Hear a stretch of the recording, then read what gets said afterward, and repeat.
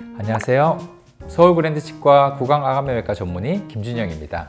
저번 편에서는 제가 사랑니 발치를 왜 구강암외과 전문의에게 하는 게 조금 더 유리한지에 대해서 설명을 드렸다면은 이번 편에서는 제가 직접 경험한 그런 사랑니 발치를 한번 설명해 드리려고 해요. 실제로 말로만 듣는 것보다는 실제로 이렇게 한번 보시고 설명 듣는 게 조금 더 이해하시는 데 좀 더 빠를 것 같아서 이번 케이스를 보시면서 얼마나 다양한 이런 사랑니의 케이스들이 있는지, 그리고 어떻게 사랑니들이 이렇게 맹복이 돼 있고 어떤 모양으로 이제 나 있는지에 대해서 살펴보시면 좋을 것 같습니다. 첫 번째 케이스는 제가 가장 인상 깊었던 케이스입니다. 어느 날 저한테 메일이 한번 왔었어요. 필리핀에서 왔더라고요. 저번에 말씀한 그 케이스입니다. 필리핀에서 현지 치과에서 3시간 동안 사랑니 발치를 하시면서 결국 못 뽑으시고 한국 가서 이제 뽑으라라고 얘기를 들으셨나 봐요. 그래서 한국에서 정말 발치를 이제는 해야 되는데 정말 발치해 줄 수 있냐라는 메일이었어요. 여러 가지 대학병원도 있으시고 한데 저한테 이렇게 여러 가지 찾아보시고 저한테 메일을 주신 것 같아서 제가 이제 사진을 보고 확인을 해보려고 열어봤더니 실제로 제 생각에는 되게 통상적으로 그냥 발치를 할 수 있는 그런 케이스였던 것 같거든요. 그래서 환자분한테는 이제 뭐 잘 뽑을 수 있을 것 같다라고 말씀을 드리고, 환자분은 일단은 한국에 오시면 사랑니 발치하고 바로 떠나셔야 된다고, 한국에 체류할 수가 없다라고 이렇게 말씀을 하시더라고요. 그래서 한국에서 정말 사랑니를 못 뽑으면 자기는 비행기 값이라든지 이런 시간이라든지 이런 게 다 낭비가 되기 때문에 정말 확실하게 뽑아 줘야 된다, 이렇게 정말 막 계속 물어보시길래 제가 그냥 100%는 아니지만 그래도 어느 정도 잘 뽑아 드릴 수 있을 것 같다고, 너무 걱정하지 마시고 한번 오시라라고 제가 말씀을 드렸던 그런 케이스입니다. 환자분 입장에서는 이렇게 3시간 동안 입 벌리고 그렇게 고생을 많이 하셨으니까 얼마나 무섭고 불안하셨겠어요. 근데 실제로 뚜껑을 열어보면 경험이 많은 이런 전문의 입장에서는 무난한 그런 케이스들이 종종 있습니다. 이번에는 위턱에 있는 사랑니에 대해서 한번 얘기를 해볼까 해요. 위턱에 있는 사랑니는 아무래도 해부학적 구조물이 상악동이라는 이런 해부학적 구조물이 있거든요. 위턱 사랑니가 매복 정도가 많이 깊다면 이런 상악동과 중첩이 많이 되게 돼서 결국 상악동 천공이 이루어질 수 있습니다. 상악동 천공이 이루어지면 상악동이 코랑도 연결돼 있으니까 상악동이 입이랑도 천공이 되면 코랑 입이랑 이제 연결이 되는 경우가 생길 수 있어서 콧물이 막 입으로 흘러내린다든지, 코로 숨쉬게 되면 입으로 막 공기가 나온다든지 그런 일이 벌어질 수 있겠죠. 대부분의 경우에는 잘 나올 수 있지만 그런 천공된 경우가 큰다든지 그럴 때는 추가적인 수술을 해서 그 부분을, 천공된 부분을 막는 2차적인 수술이 필요할 수도 있습니다. 다른 경우에서는 사랑니를 뽑으려고 무리하게 힘을 주다가 상악동에 이 사랑니가 밀어 올라가는 경우도 있어요. 그래서 이 사랑니가 상악동 쪽으로 빠뜨리게 되는 경우도 있습니다. 그럴 때는 그냥 놔두면 안 되고 상악동을 더 크게 열어서 사랑니를 빼줘야 되는 경우도 있거든요. 네, 이런 케이스야말로 상악동 구조를 정확하게 이해하고 어떤 방향으로, 어떠한 힘으로 내가 사랑니 발치를 할 때 힘을 줘야 되는지 판단할 수 있는 그런 구강암외과 전문의에게 찾아가시는 것이 조금 더 좋을 것 같습니다.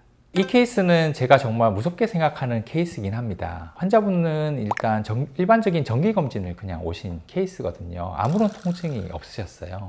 실제로 정기검진 때 이제 큰 우리가 파노라마 엑스레이를 찍게 되는데 사랑니 주변에 큰 낭종이 이렇게 잡혀 있더라고요. 낭종이 왜 무섭냐면 이런 물혹이라든지 낭종은 생긴다고 하더라도 통증을 그렇게 유발하지는 않아요. 모르고 지나가는 경우가 꽤 많습니다. 모르고 그냥 쭉 지나가다가 물혹이 이만큼 형성이 돼 있어서 주변에 있는 연구치가 흔들린다든지 이제 그럴 때는 이 연구치까지 발치를 해야 되는 그런 경우도 생길 수 있거든요.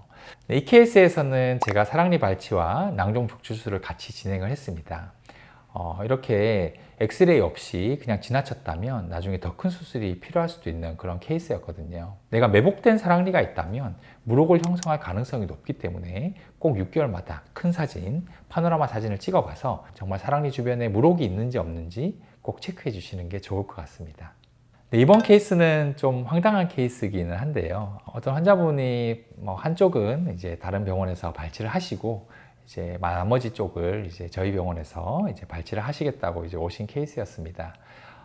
근데 발치를 했다고 하는 그런 부분에서 뿌리가 좀 남아 있었던 케이스였어요. 그래서 환자분께 여쭤를 봤더니 환자분이 뿌리 남은 거를 전혀 인지하지 못했다고, 얘기도 듣지 못하셨다고 말씀을 하시더라고요. 당연히 의사 선생님께서 말씀하셨을 텐데 환자분이 잊으셨을 수도 있고요. 여러 가지 가능성은 있겠지만 남아있던 뿌리가 꽤 큰 경우였습니다. 실제로 뿌리가 있다고 해서 뭐 크게 문제가 되거나 그렇지는 않습니다. 사랑니 뿌리가 1, 2mm 정도 남아있을 때는 일부러 뽑지 않는 경우도 있거든요. 정말 해부학적 구조물이랑 너무 겹쳐져 있다든지 근접돼 있다면 1, 2mm 정도 작은 이런 뿌리들은 굳이 제거하지 않습니다. 괜히 그거 뽑다가 주변에 있는 구조물들을 더 손상시키는 경우도 있으니까요. 실제로 1, 2mm가 아니라 조금 더 큰 뿌리 같은 경우에는 주변에 이제 염증을 만들어내는 경우도 있습니다. 이 환자분 같은 경우가 좀 그랬어요. 주변에 염증이 좀 있으셔가지고 제가 그걸 또 확인했던 그런 상황이었고요. 그래서 이런 케이스들을 보면 이런 사랑니 발치 후에 주변에 잔여물 없이 깨끗하게 발치하는 거, 그리고 만약에 혹시라도 남아있는 1, 2mm의 뿌리가 있다면 환자분들께 남긴다라고 이렇게 고지를 하는 것들이 중요하다는 걸 다시 한번 느끼는 그런 계기가 된 케이스였던 것 같습니다. 이 케이스도 조금 황당했던 케이스이긴 합니다. 보통 하악에 있는 사랑니는 뿌리가 한 2개나 3개 정도거든요. 그런데 이 환자분 같은 경우에는 뿌리가 4개인 경우였습니다. 아무래도 사랑니는 기형치다 보니까 이렇게 다양하게 뿌리가 자라기도 하거든요. 환자분 같은 경우에는 이제 사랑니를 시술을 하려고 발치를 하려고 시작을 했는데 이렇게 해도 잘 안 나오고 저렇게 해도 잘 안 나오고, 그래서 환자분 이제 불편감이 더 클 것 같아서 2번, 3번 이렇게 잘라서 발치를 했습니다. 발치를 하고 나서도 뭔가 찝찝하고 출혈도 많이 되고, 그래서 뭔가 이상한 느낌이 들어서 엑스레이를 다시 한번 찍어보자 라고 해서 엑스레이를 찍어봤더니 아니나 다를까 뿌리가 하나 더 있었습니다. 그래서 그 뿌리를 확인을 하고 마무리해서 다 뽑았던 그런 케이스이긴 합니다. 네, 이 케이스에서 뭐가 중요한지 아실까요? 뭔가 이상하다는 걸 느끼는 감각이거든요. 아무래도 경험이 조금 쌓이다 보면 이런 부분들을 조금 빨리 캐치할 수 있는 그런 능력이 좀 생기는 것 같습니다. 마지막으로 제가 정말 강렬하게 기억하고 있는 에피소드가 있습니다. 제가 치프 레지던스 때 있었던 일입니다. 유명 연예인이 사랑니 발치를 하러 오셨어요. 정말 큰 대학병원에서 한쪽을 뽑았는데 1시간 걸렸다고. 그래서 이쪽을 이제 뽑으러 왔는데 아산병원이니까 좀 빨리 뽑을 수 있지 않냐 이렇게 말씀을 하시더라고요.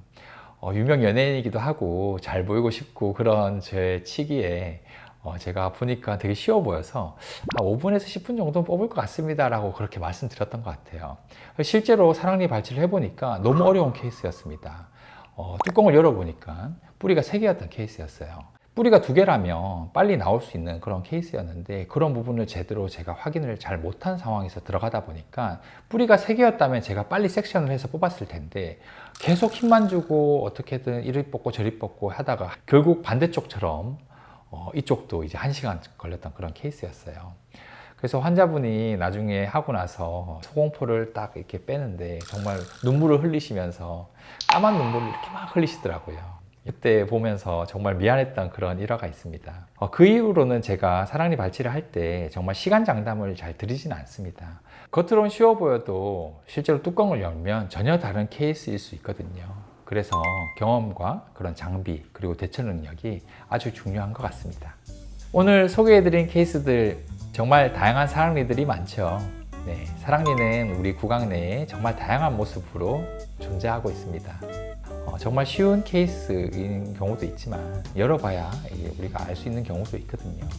만약에 내 사랑니가 매복이 심하고 어려운 사랑니라면 너무 고민만 하지 마시고 주변에 있는 구강암외과 전문의와 한번 상의해보는 시간을 한번 가져보시는 것도 좋을 것 같습니다. 네, 오늘 영상 어떠셨나요? 네, 좋으셨다면 좋아요, 구독, 알림 설정 부탁드립니다. 혹시 궁금하신 내용 있으시면 댓글에 남겨주시면 제가 댓글 보고 답변 남겨드리도록 하겠습니다. 다음 영상 때도 찾아뵙도록 하겠습니다. 네, 시청해주셔서 감사합니다. 서울 그랜드 치과 김준영이었습니다.